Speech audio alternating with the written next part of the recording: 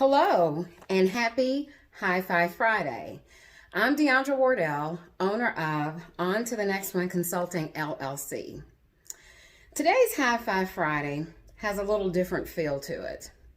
I'm still going to recognize greatness, still going to celebrate scientific thinkers, and I'm still going to highlight daily problem solvers.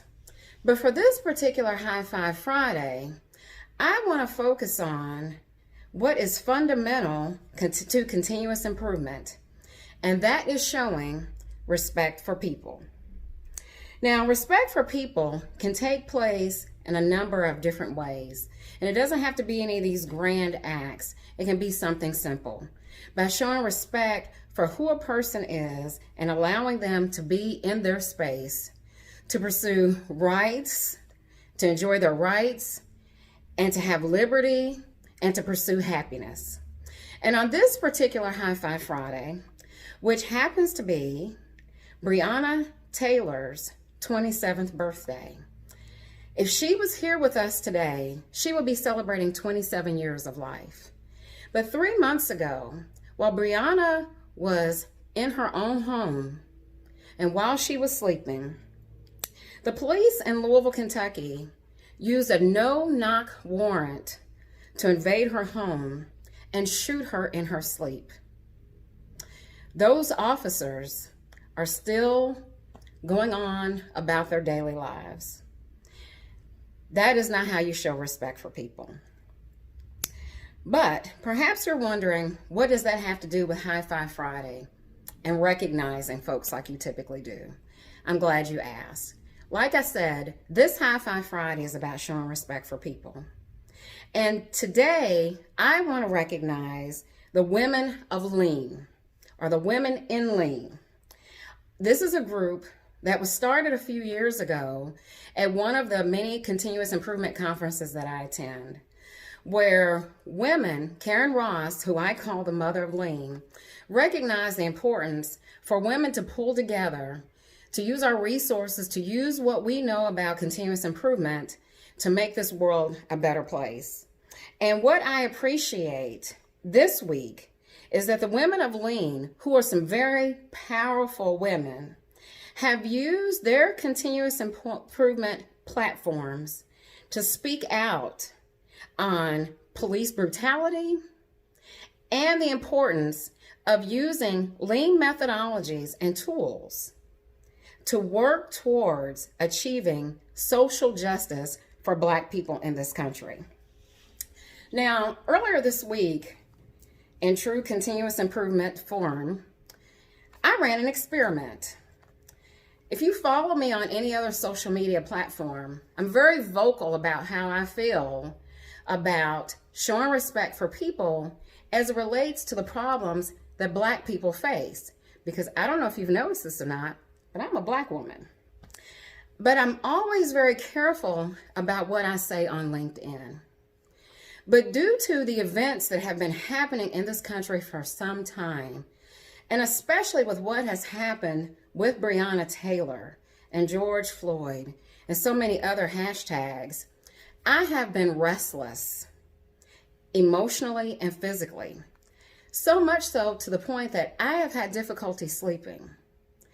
And although I work for an amazing company and I have a great manager, my CEO, I have a great deal of respect for her, and she has a great deal of respect for me.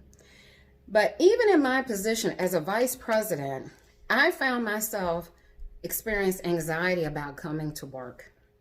So, following in the footsteps of the mother of Lean, Karen Ross, who has a huge Be Kind project that she shares with people all over the globe, I said, let me run an experiment and put my toe into the LinkedIn pools and just casually say something about what is going on with race relations here in the United States.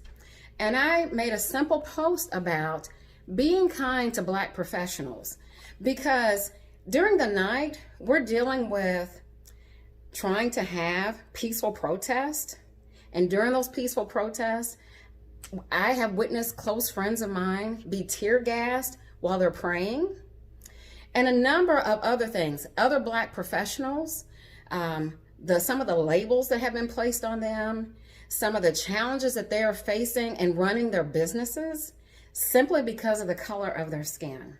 So I ran this experiment, and I made a post on LinkedIn about pretty much the essence of it was, when you go in your workplace on Monday, realize that Black professionals are dealing with something. So just be kind. In running this experiment, what I hope to do was open up the lines of communication among professionals of every color and in every position to look at ways that we can continue to show respect for people, show respect for Black people in the workplace, and to show respect and let Black people know that you are safe at work so that you can be productive and you can execute and get the things that you need done without have to worry about your emotional safety.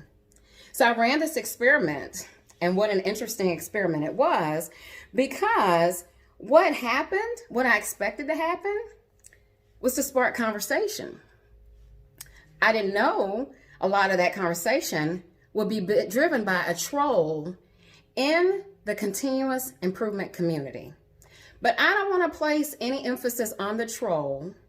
I do not want to spotlight on he who shall not be named. Who I want to spotlight is what actually happened. And that is the power of allies. Because the women of Lean jumped in on that post without showing emotion and being consistent to what we teach in the continuous improvement community. And they were kind. They were using data, they were using facts, and they were offering solutions to address the problem that we're facing with social injustice and police brutality in the United States.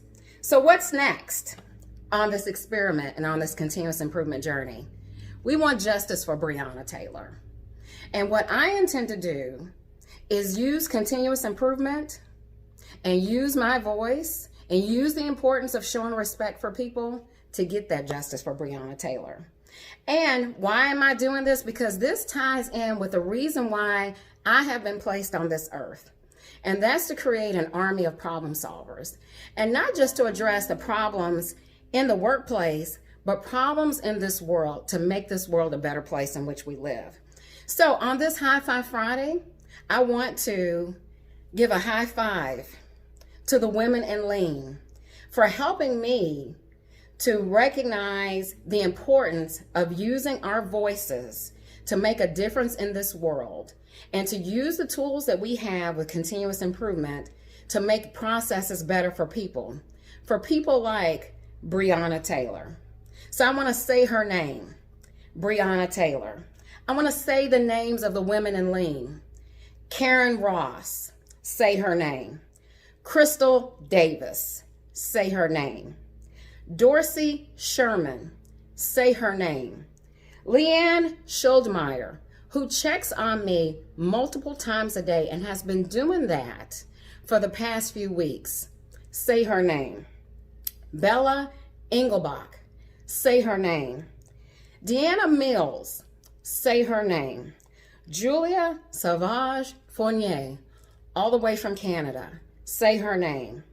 Sabrina Malter, an ally in Germany, say her name. Elizabeth Swan, say her name. Ebony Lincoln, say her name. Tracy Defoe, my very first kata coach, say her name. So in closing, in that continuous improvement and that Gata Kata mindset, wouldn't it be great, just think about it, wouldn't it be great if we could use continuous improvement to put an end to systematic racism once and for all, so that little Black boys and little Black girls like my beloved great nephew, Baby J, can grow up in a world where they're not judged by the color of their skin, but by the content of their character. Think about it. Happy Friday, and keep moving on to the next one.